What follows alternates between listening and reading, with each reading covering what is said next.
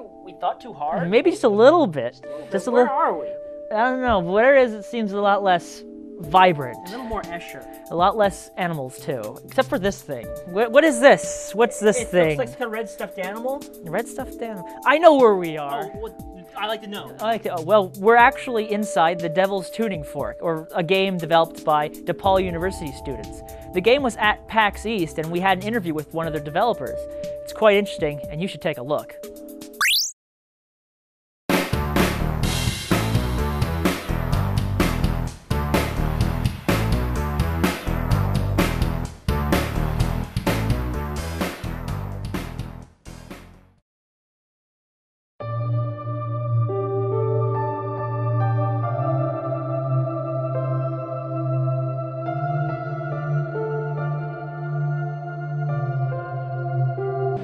On IGF, there was student games, and one of those games was Devil's Tuning Fork, and it was one of the most unique games I've seen on the show floor here.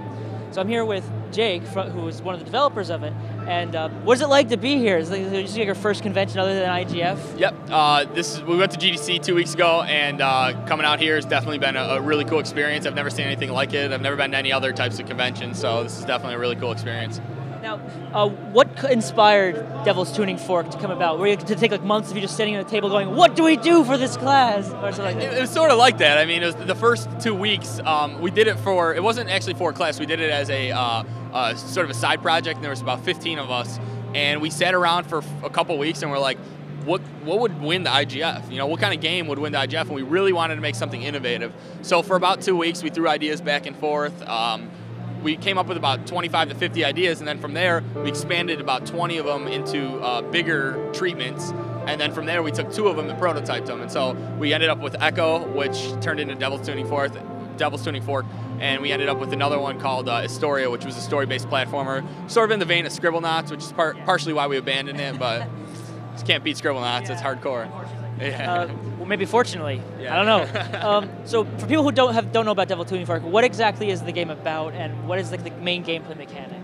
The premise of the game is that you play as a child who is sucked into this other universe, and a whole bunch of children around the world have been sucked into the universe as well, and they're trapped there. And you somehow wake up and you can move, and there's this tuning fork, Devil's Tuning Fork, which is making sound, and the only time you can ever see is when it's making sound. So you go collect it, and then you have the power to make sound and see. And so this universe is really a world where, you know, vision has been taken away from you, and the only way you can see is through actually making noises. And so we tried to put a lot of the different sound properties of sound that give the player the ability to really work and enjoy sort of being blind, I guess. Yeah. Kind of like the Unfinished Swan, but with sound. Right, yeah. Exactly. I mean, Unfinished Swan was definitely a big influence. Portal was a big influence. I mean, these games are first-person games, great experiences that really took the first-person shooter genre, and we're like, we're not going to do a shooter. You know, we're going to do something that's different, that doesn't have violence in it and stuff, and that's really what we wanted to do.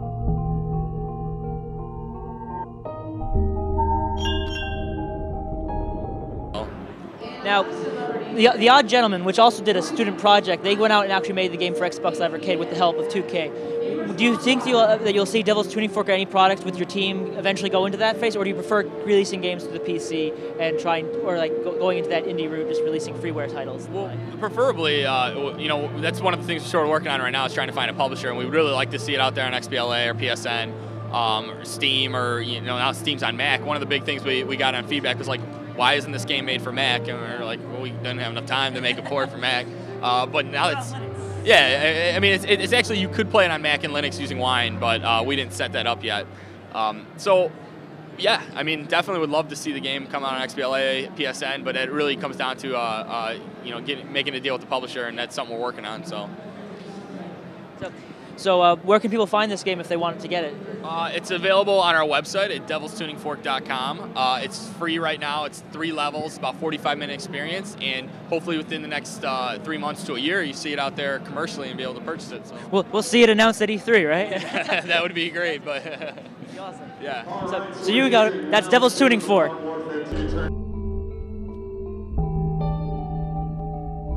What's happening?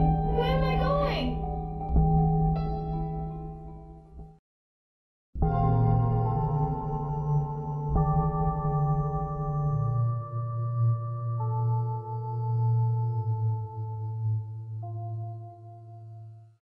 I'm not touching you. You're not. I'm not even close. Tony, you're more juvenile than they are, and those are the souls of some kids. Forget you. I'm out of here. Anyways, I hope you enjoyed this first episode of the new Game On. We got some new stuff for you next week with BitShip Runner, and we got some look at Mega Man 10's DLC. I'm Alex Wanshura. I'm Tony Wanshura. Stop sapping my century!